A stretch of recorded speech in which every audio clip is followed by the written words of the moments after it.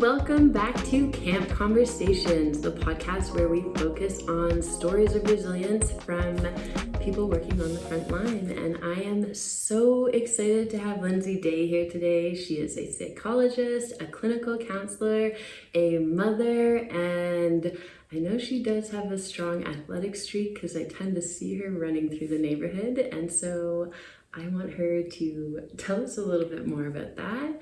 And we, like every time we run this podcast, are going to listen to her story of how she came to be in the work of psychology and clinical counseling on the front lines, and how she keeps that spark alive for doing that work with the demands of everyday life. So tell me more first about the running thing.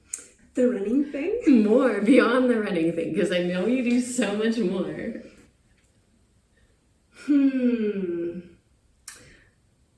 I think that moving my body and running has been probably a way that I have learned to cope from a really early age. There's something to me that's meditative about repetitive, constant movement. You know, whether it's running, whether it's grinding up a hill on my bike, whether it's, you know, swimming lanes or lifting weights. There's just this, all you have to do is put one foot in front of another, or lift the same way, or take another stroke, and that is really, that just helps me like let it all flow away. It's just, you're just in this moment, you just have to concentrate on this one motion, and that is really relaxing to just come into this moment and focus on my body. For me. Yeah. And you do more than just run. Yeah. And when it comes to athletics. Yeah. I think it's pretty big here too, where our athletics can also double as our social time. So it's this really, it does double duty for many of us here. I agree. I'm in the same boat. And yeah. I want to ask you more about this, but I also first want to hear, going back to how I introduced you, the spark that brought you to this work. Wow. So what led you into psychology, into clinical counseling? I was thinking about this as you were prepping me for this conversation, and I think that there are a lot of streams that led into this river. It's not just one thing. It's I think my friends have always reflected to me that there's a disposition or a personality trait where, you know, you're the one that they're gonna call. You know that? Or you're the person in the grocery lineup and somebody somehow starts telling you that they just put their dog down. Yes. And it's like, what? I don't know why. I don't know why. So there's something in that. I think I was also, I was surrounded by people in my most formative years, growing up through teenagerhood and in my early 20s, that struggled around me, that really deeply struggled. And people I was close with and I loved deeply. And so I think that there's a lot of compassion that grows in that, but also a lot of genuine curiosity. Yes. It's like, what is happening here? What are we going to do with this? You know? But through like the 80s and the 90s, what were we going to do with it? Honestly. Yeah. It's like, nobody is talking about counseling. There were 2 counselors, I think. But our resources are really bad. And did that leave you kind of questioning? I know when we see people that we love struggle, we really want to be able to offer that. Like when you're in, I think everyone that has sat down and talked to me that is in this frontline position has come from a place of giving kind of early on. Like they've always been that sort of natural helper. And so was that curiosity of how to be the best at that? Like, not the best is the wrong word, but how to do it in a way that supported those loved ones? Did that kind of lead the educational route? Because I mean, we see some people that stay just in the helper role. Yeah, I think actually it was less of wanting to be in a helper role and more just this genuine curiosity around it. Like, what is happening? How did this happen? What is happening? What do they need? What do they need? Like many things. So that answer is layered, right? But so there was that piece of my experience. But I think that we can, like most of us can say that we know and we love somebody or many people that have struggled, right? Then I had somebody very special in my life who was a psych nurse by trade, but then went the way of counseling through Masters in Nursing and was really high up in admin in Alberta Health Services and Island Authorities in mental health services and creating the clinics there. And she was a big part of my life. And so I had this like inside look and the stories that to the degree that she could share, right? Yeah. I would find her when she'd come to visit at 6 a.m. doing schoolwork or working on it, and I'd be like, what are you doing? You know? And so she was actually the one that said, Linz, you'd be good at this. Do it. Like she gave me that nudge. It meant everything. It meant everything. Wow. I actually just on our way here was listening to a podcast and they said this quote that resonated with me and it kind of aligns with what you're saying, and it's like the people that stay within a profession and keep moving forward when it's a taxing profession, which is yours, are the ones that have a natural curiosity or have a strong belief in that they have something to offer versus that perspective of how do I keep climbing the ladder. Right. And I hear you saying that, and it took that one voice to say, you really do have that to offer and run with it. Exactly. Cool. I love that. And so is there more to how that spark kept going? Am I missing anything? I think then it was just a meandering way of, what does that look like? There are actually so many paths that we can take that lead us to what we do. Many, many different paths. And so I just, I was never the kind of person that was like, in grade 12, I'm going to go there. It was me at like 31 or 32 being like, okay. And so then it's just a really or maybe intuitive following the path where it leads us. And so then how, I mean, we're kind of hearing tidbits of how you keep that spark alive. But tell me more, kind of what, I feel like from our past discussions, you are someone that puts a lot of conscious thought into how do I find this balance, what feels right for me, where do I have to put boundaries in? There's a lot of pressure to put on you.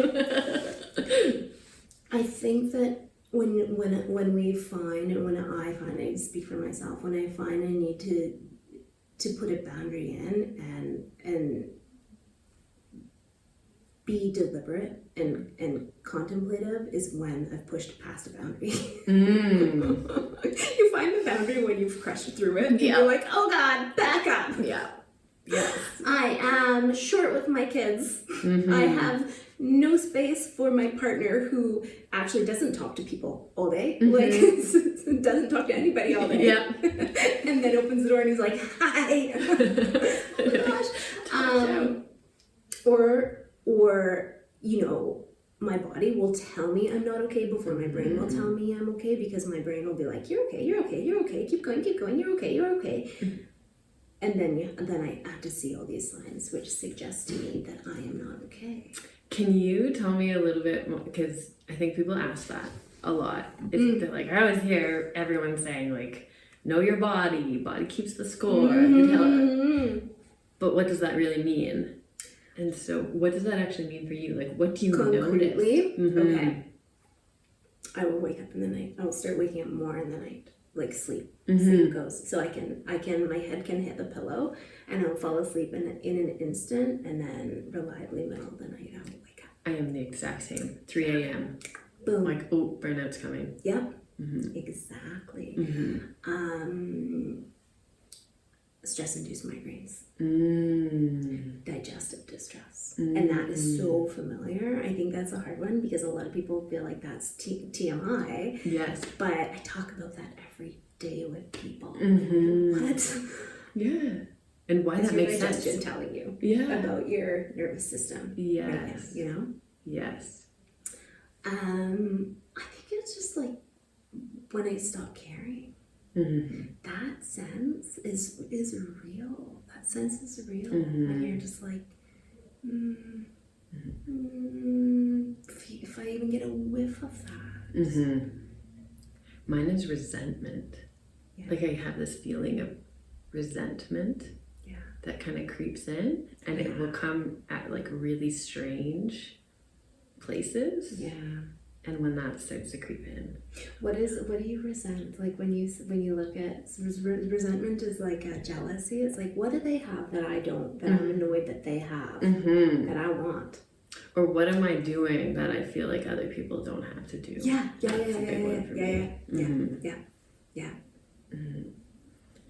what it is? Do I know what mine are? Yeah. Like, is it like you're doing something? You're doing more. I knew in this interview you were going to ask me questions. No, I like it. Mine are things, because I strongly lean into what I value and care about to build my life. Yeah. And I put a lot of conscious effort into it. And some of those values make things in my life a little more perceived challenging. So it will be things like, we have chickens right now. And because I really care about the nutrition that we have, or the food we're putting into our body, and I have a lot of environmental values, and I like the composting, but then when I start moving down that burnt out lane, that will be something I resent. Like, why do I care so much about that? Or I'll have this perception that it takes a lot for me. I always have to be striving for my best self, and I will resent people that I perceive being comfortable with the way things are. Being comfortable with the status quo. Yeah. That makes sense. How about you? Do you ever have resentment creep in? It doesn't show up for me like that. Oh. I think that's different though, I guess. How does yours show up?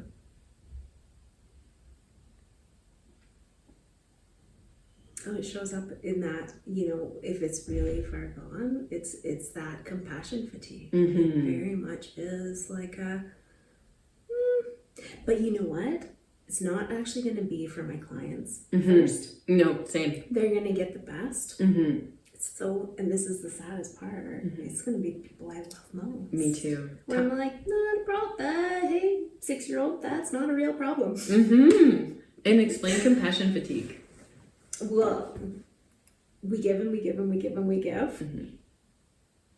We are so caring until it's just like we can't find it within ourselves anymore. That's my definition of it. Yeah, me too.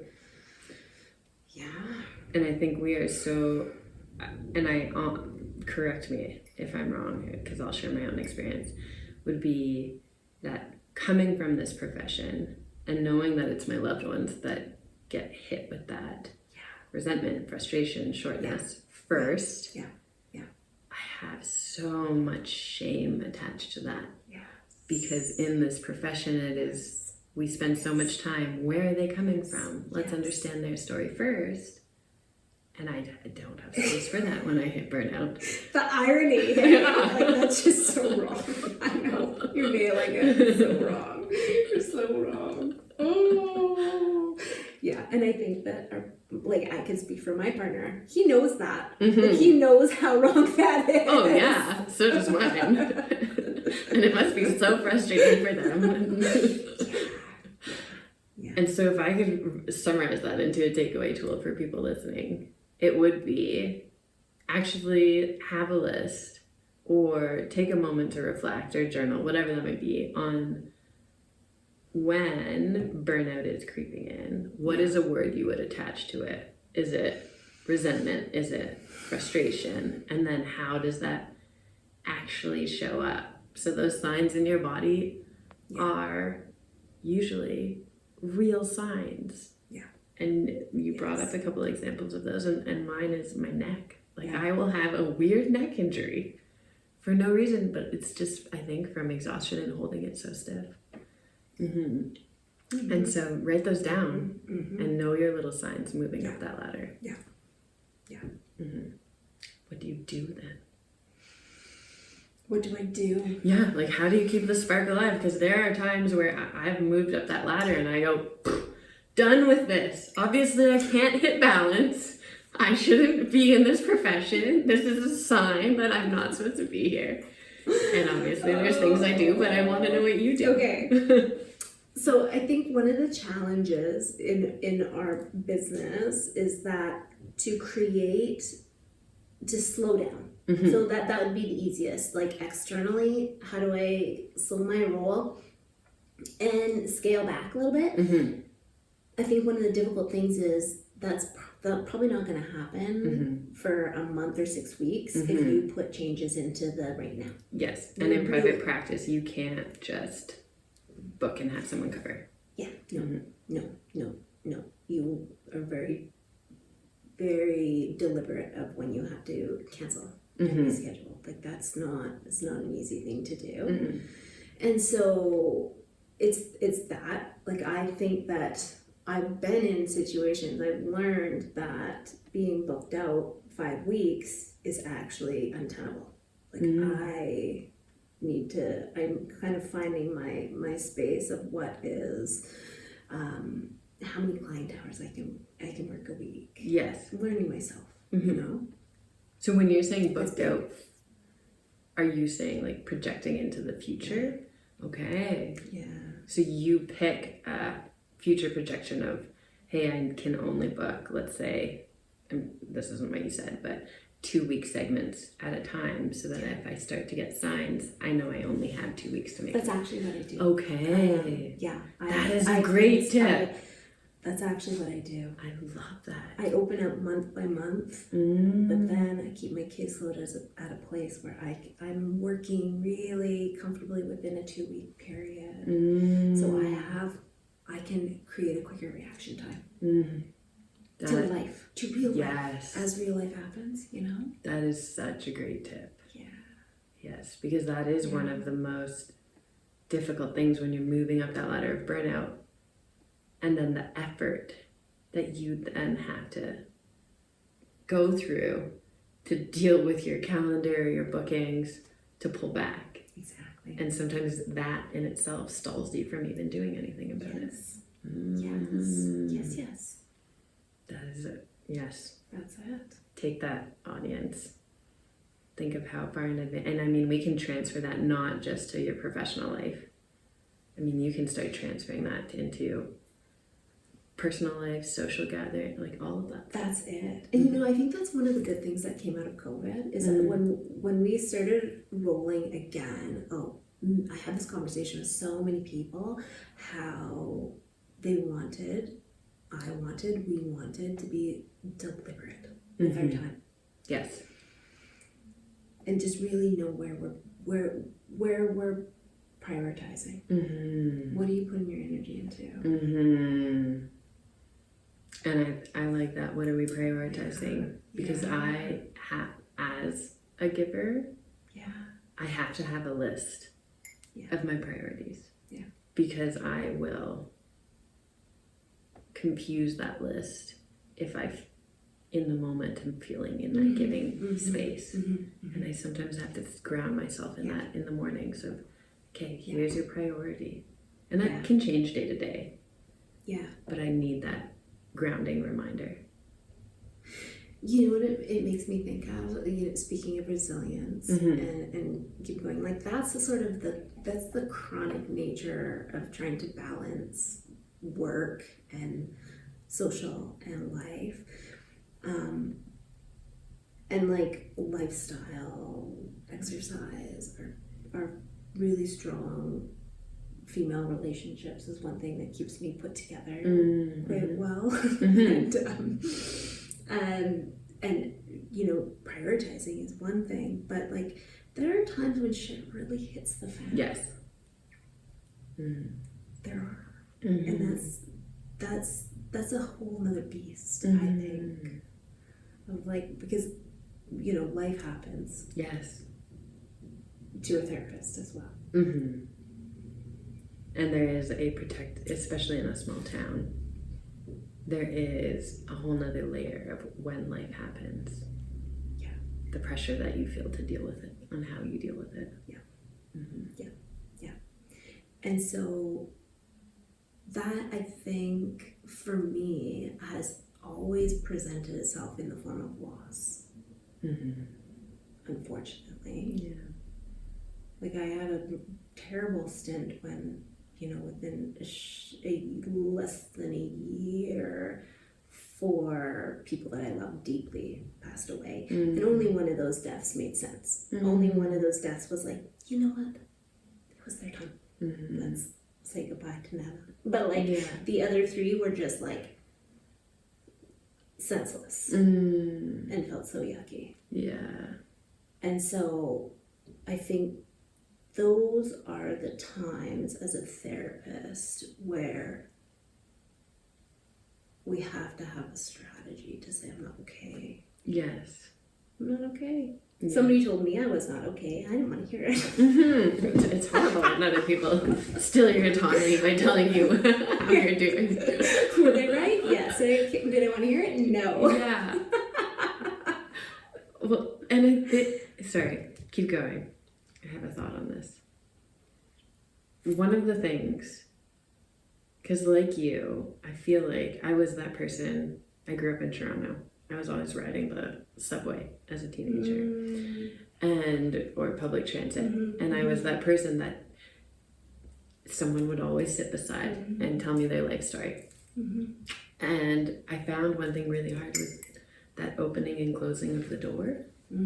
Is like when I was just sitting there and I would hear that story and I wouldn't be prepared for that story. And then not being able to then close the door on that story, it kind of lingered with me. And the one thing I love about this profession, it has really taught me how to, I can open the door at the start of the session. I can have a transition routine to get me ready for your story. We can live and sit in your story. And then I can close the door when you walk out and I can transition back to me. That's a skill. That is a skill. That's a skill. That skill goes out the window when it's a deep loss. Oh yeah. For me. Absolutely. And that's a scary space. Yeah. And so because what I'm hearing you say is that those proactive things that you have in place, so that 2-week scheduling out, those like core friendships that are like finding your people, those people that share those same values, that you can be your authentic self, that will tell you you're not okay and you can get frustrated and it will still keep going. Those are your proactive for when you can't have those open and close the door times. Is there anything else that I'm missing that you kind of put in place ahead of time, knowing that life sometimes will hit the fan? That's it. I think that's it. Yeah, I think those are great tidbits for anyone to share, no matter what their profession is. Yeah. And I think I always draw that into parenthood as well. Because I think that's another area. If you are naturally drawn to a giving profession, often when you enter parenthood, you kind of are in that giving sort of space, and it's hard to learn those boundaries too. And we kind of do that same thing with our calendar. Like, I don't book play dates weeks ahead, and I don't commit to birthday parties and those sort of things. And sometimes I feel like horrible for that. Flaky. I feel flaky. I feel flaky. But I know, yes. But I know I need that to protect my sanity and the sanity of our family. Yes. And that's hard to do. Yeah. Mm-hmm. Yeah, it is hard to do.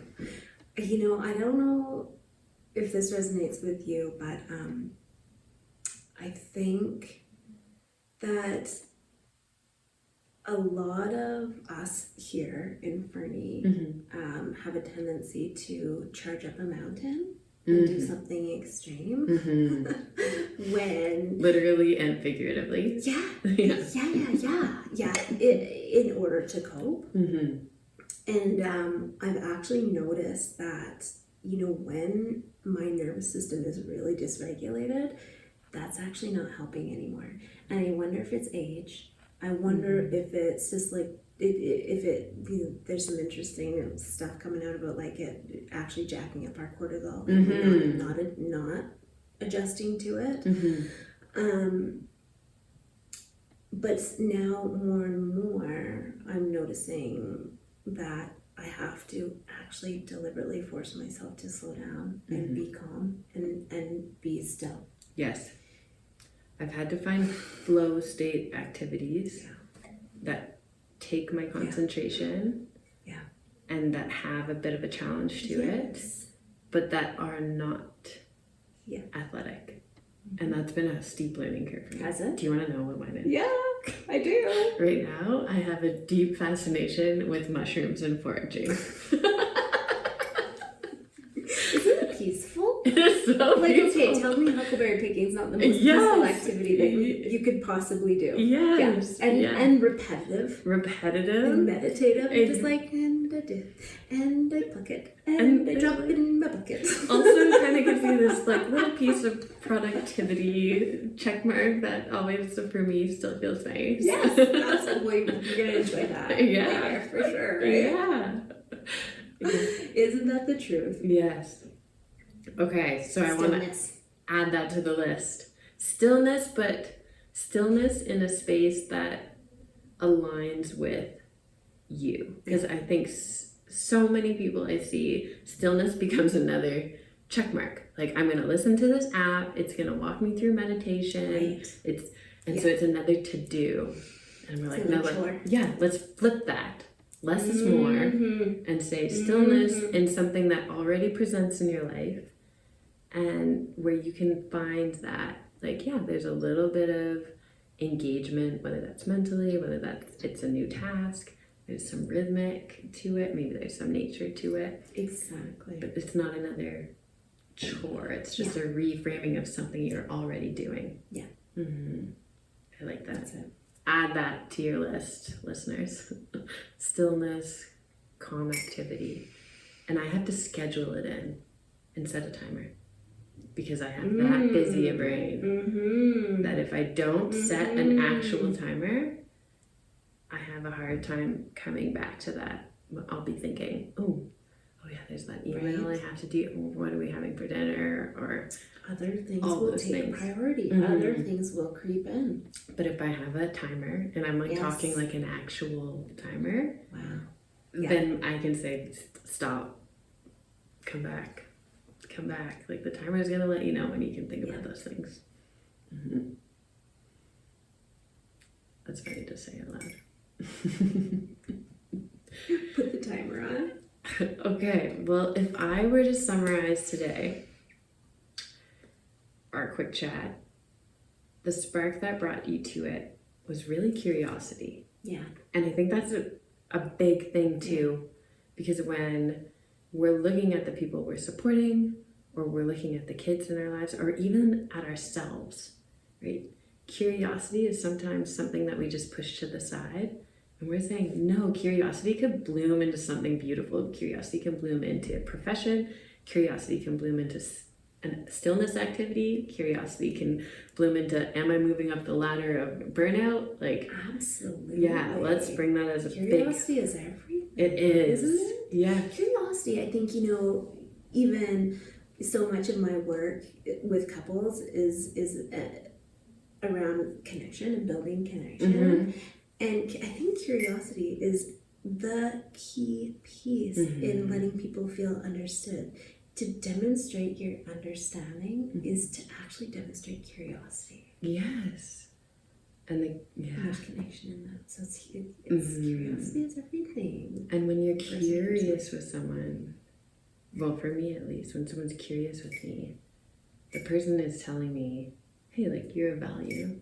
What you have matters. Oh, absolutely. And that little, when you have a curiosity, like you did for the mental health profession, and someone gives you that little, like, validation, little boop,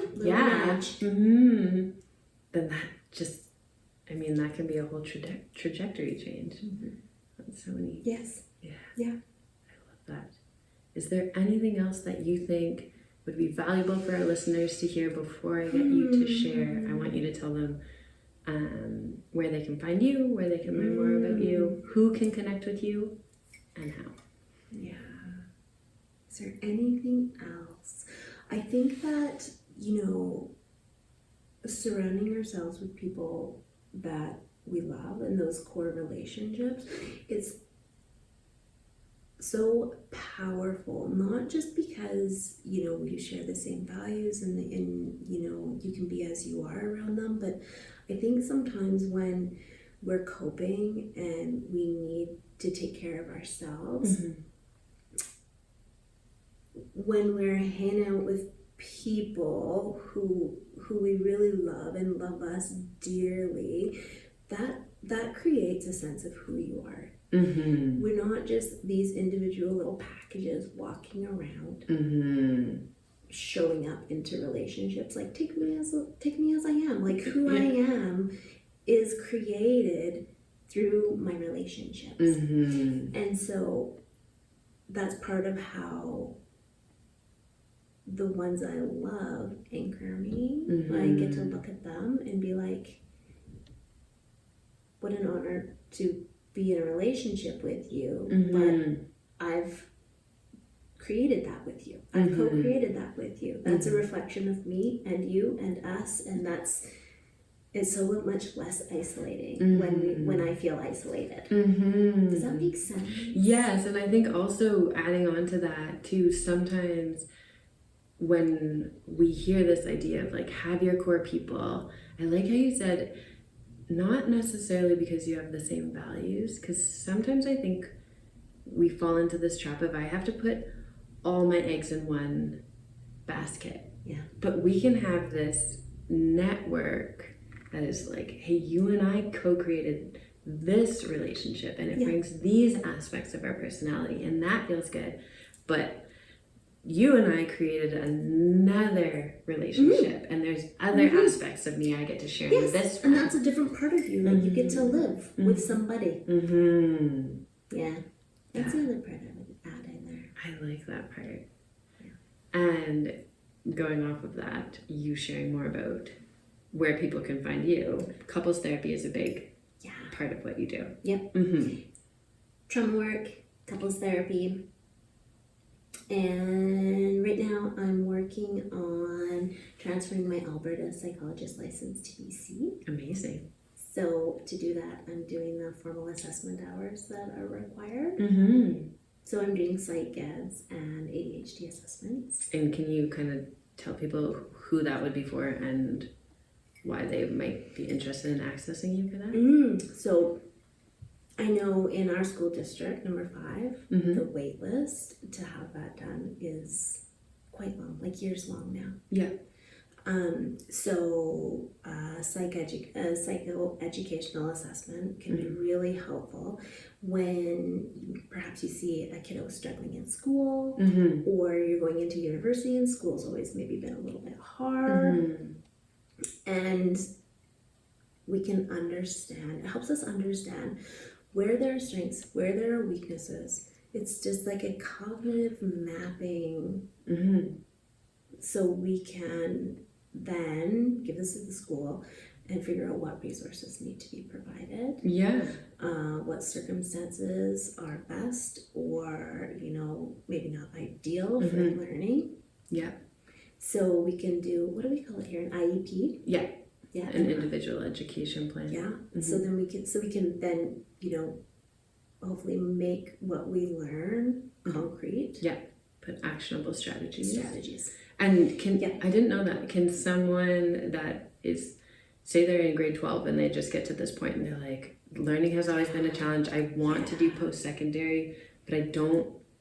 A family member of mine did this quite late, and then university was a completely different game because they found out they had some dyslexic type tendencies, and then they were able to have specific strategies.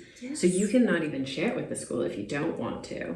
And you could have that, like if you're older, you could use it for your own personal. Exactly. Or a diagnosis might come out of it. Totally. In which case you would take it to student services, even in university, and perhaps get certain support. Accommodations that you need. Yeah. That. And of course, why would we want to get an ADHD assessment if we're seeing those? Same reason. Yes. Is there an age limit to a psychoed? No. Okay. No. So even as an adult, if you found I have met so many adults now that have noticed certain aspects of their careers or personal lives challenging. Yes. And so they could do a psychoed and actually find some understanding in whether a diagnosis or something, a weakness is the wrong word, but just a different way of doing things. Exactly. And that often, retrospectively can be incredibly validating for people, especially if they had a learning difficulty, or I've been experiences with undiagnosed ADHD. They look back and all of a sudden their history is, they just view it with such a different lens. It's so much more forgiving. There's a lot of grief involved in it. But work through that, And there's an understanding of certain limits and boundaries and actions to take. Whereas in the midst of it, it just feels kind of chaotic, and it can be internalized as me. Exactly. Perfect. So how would they find you if they want to do that?